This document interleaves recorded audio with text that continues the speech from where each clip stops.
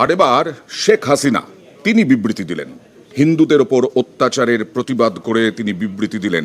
তিনি বললেন বিবৃতিতে, বাংলাদেশে হিন্দুদের ওপর অত্যাচারে তিনি ক্ষুব্ধ, চিন্ময় কৃষ্ণ দাসের মুক্তির দাবি জানালেন তিনি।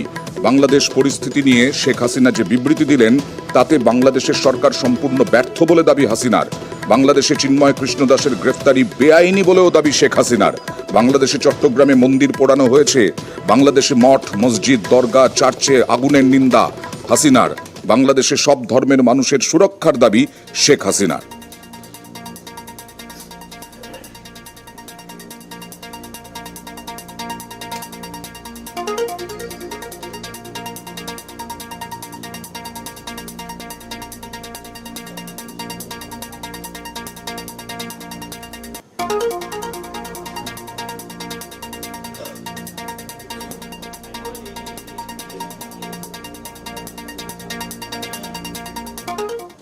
আর বাংলাদেশের এই পরিস্থিতিতে সতর্ক এ দেশ, তাই আজকে প্রধানমন্ত্রী এবং বিদেশমন্ত্রী তারা বৈঠকে বসছিলেন এবং আগামীকাল লোকসভায় বিবৃতি দিতে পারেন বিদেশমন্ত্রী এস জয়শঙ্কর।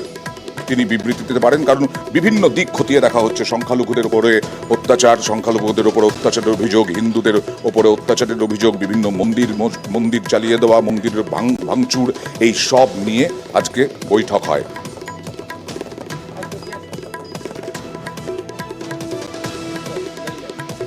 আর আজকে বাংলাদেশ নিয়ে যে প্রশ্ন অন্য বিরোধী সাংসদের, তার উত্তরে বিদেশ মন্ত্রক যে বিবৃতি দিল, সেই বিদেশ মন্ত্রকের বিবৃতি আপনাদেরকে দেখাবো।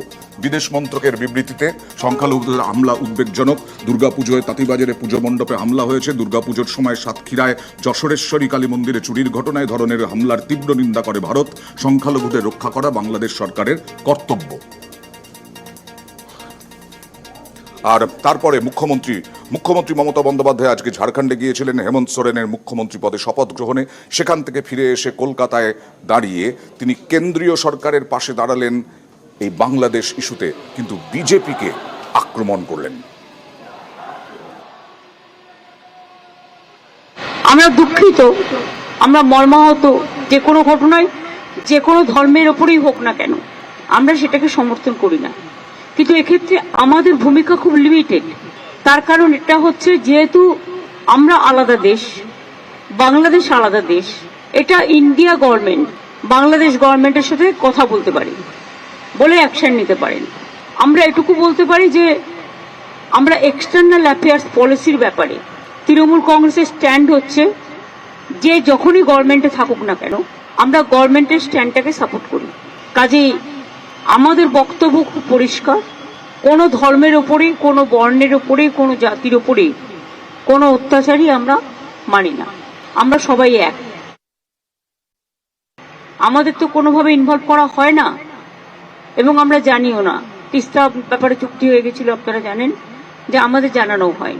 এবং সেন্ট্রাল গভর্নমেন্টে যারা আছেন তারাও তো পার্টিকুলার একটা ধর্মের বিরুদ্ধে প্রচন্ড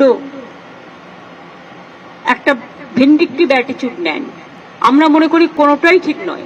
আমরা শান্তির পক্ষে, আমরা উন্নয়নের পক্ষ, ধর্মীয় মতামত প্রত্যেকে যেন পালন করতে পারে তার স্বাধীনতা অনুযায়ী আমরা এটা